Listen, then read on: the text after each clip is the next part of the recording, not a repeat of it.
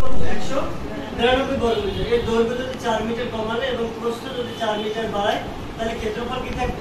অপরিবর্তিত থাকবে। মানে পূর্বের যে ক্ষেত্রফল আর বর্তমানের যে ক্ষেত্রফল সেটা কি একই থাকবে। তাহলে আর পরের যে স্টেপ আছে ওইটা আমরা পরে চিন্তা করব। আগে আমরা এই পর্যন্ত আসি, তার দৈর্ঘ্য আর প্রস্থ বের করার জন্য চেষ্টা করব। তাহলে আমরা তো যেহেতু জানি না যে দৈর্ঘ্য আর প্রস্থ কি, তাহলে আমরা ধরে নিচ্ছি যে আর ক্ষেত্রে দৈর্ঘ্য হচ্ছে x আর প্রস্থ কি y। তাহলে আমরা ক্ষেত্রফলের সূত্র কি জানি? যে দৈর্ঘ্য গুণ প্রস্থ। তাহলে এই ক্ষেত্রফলের কি দৈর্ঘ্য গুণ প্রস্থ মানে x * y। আর ক্ষেত্রফল বলা আছে কি 192। তাহলে আমরা প্রশ্নের মধ্যে লিখতে পারি xy সমান কত? 192। এবার এখান থেকে আমরা যে কোনো একটা মান চাইলে x এর মানও ধরে নিতে পারি অথবা y এর মানও নিতে পারি। তাহলে y = x এর পাশে কি গুণ এর পাশে কি ভাগ হবে। তাহলে ভাগ হবে। এখন আমরা আরেকটা দ্বিতীয় যে শর্ত বলা আছে যে দৈর্ঘ্য কি করছে 4 মিটার কমাইছে। তো দৈর্ঘ্য 4 মিটার কমলে দৈর্ঘ্য পূর্বে ছিল কত হবে? x। তাহলে বর্তমানে কত? x - 4। আর প্রস্থ কি করছে 4 মিটার বাড়াইছে। তাহলে আগে ছিল y, তাহলে এখন হবে y + 4। তাহলে এখন আমরা ক্ষেত্রফল কি হবে? দৈর্ঘ্য গুণ প্রস্থ। তাহলে x - 4 * y + 4। এখন তাহলে প্রশ্নের মধ্যে দিয়ে কি হবে? তাহলে ক্ষেত্রফল কি আগেও 192 ছিল, এখনো কি 192 থাকে। তাহলে x - 4 * y + 4 = 192। এখন কি করছে জায়গায় গুণ করছে। গুণ করার নিয়ম হচ্ছে প্রথমে x দ্বারা y গুণ করছি কি xy। x দ্বারা 4 গুণ করলে 4x, -4 দ্বারা y গুণ করছি -4y, -4 দ্বারা +4 গুণ করছি -16 আর পাশে 192। এরপর দেখেন আমরা xy মান কত? 192। এই জায়গায় xy মান বসাই দিচ্ছি কত? 192। এই 4y 4x -4y আর এই -16। এরপর দেখেন এই 192 আর এই -16 এটা কি করছি সাইড চেঞ্জ করে ডান পাশে। তাহলে এই পাশে আছে কত? 192 প্লাস এই পাশে গেলে কি মাইনাস, এই পাশে আছে -16। এই 192 x করলে কাটা যাবে প্লাস মাইনাস থাকে কি শুধু 16। আর এই পাশ থেকে কি করছি দুইটা দিয়ে 4 কমন দিচ্ছি। তাহলে এই জায়গা থেকে x, এই জায়গা -4। এরপর এই 4 এর পাশে আছে কি গুণ, এই পাশে গেলে এই ভাগ হইছে। তাহলে এটা হবে কত? 4। মানে x - y এর মান কত? 4। তাহলে এখন দেখেন আমরা একটা এই জায়গায় কি করছি? এই যে একটা সমীকরণের ভিতর পাইছি x - y = 4। আর আমরা এই জায়গায় একটা বের করে নিয়েছি y কত? 192/x। তাহলে y এর মানটা কি করছি আমরা এই জায়গায় বসাইছি। এই সমীকরণে কি বসাইছি? এই সমীকরণে কি ছিল? x - y = 4। আর y এর মান আমরা পাইছি কত? 192/x।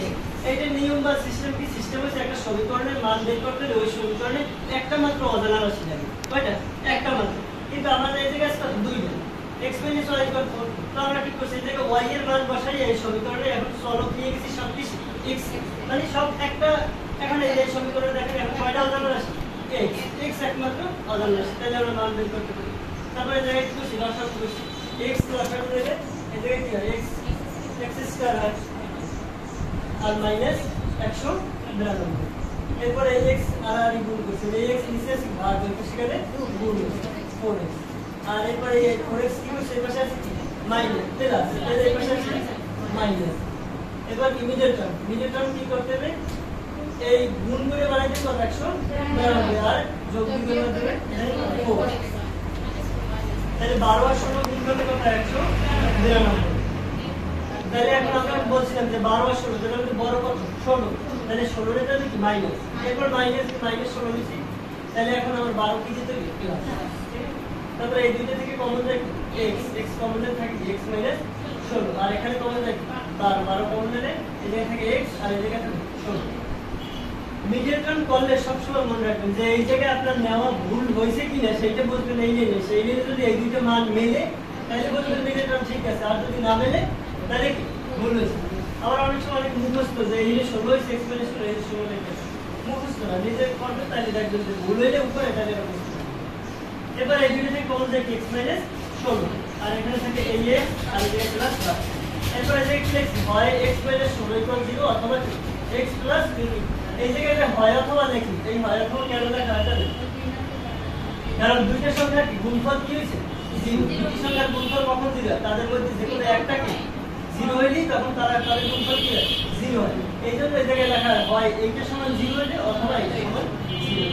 তাহলে হয় x - 16 = 0 বা x = 16। আবার x - 12 x + 12 এই 12 এর সাথে মাইনাস। তাহলে মাইনাস মান কি হয়? গ্রহণযোগ্য না, তার দৈর্ঘ্য কি হতে পারে না? বিয়োজন হতে পারে না। তাহলে এখন দেখেন দৈর্ঘ্য পাইছি কত? 16 আর প্রস্থ এই জায়গায় আমরা বসাই দিচ্ছি 192/x, তাহলে 16 প্রশ্ন পেয়েছি 12। অনেক এমসিকিউ টাইপ যখন আসে, এটা তো ডিটেইলস আছে, বিভিন্ন পরীক্ষায় আসে কি দৈর্ঘ্য প্রস্থ কত সেইটা আসে 12 আর 16। তো সেটা খেয়াল রাখবেন, যদি প্রশ্ন এইরকমই থাকে যে দৈর্ঘ্য প্রস্থ কত, যে এর দৈর্ঘ্য প্রস্থ কত, সেক্ষেত্রে দৈর্ঘ্য এই যে 16 আর প্রস্থ কত 12। আর ওই জায়গায় যদি ঘুরেই লেখা থাকে যে প্রস্থ আর দৈর্ঘ্য, সেক্ষেত্রে কিন্তু 12 আর 16, কারণ অপশনে দুইটাই দেওয়া থাকবে, 16,12 থাকবে আবার 12,16 থাকবে। তাই কোনটা আগে চাইছে আর কোনটা চাইছে সেটা খেয়াল রাখবেন। না, এখন তাই দৈর্ঘ্য প্রস্থ পর্যন্ত আমরা পাইছি, ঠিক আছে।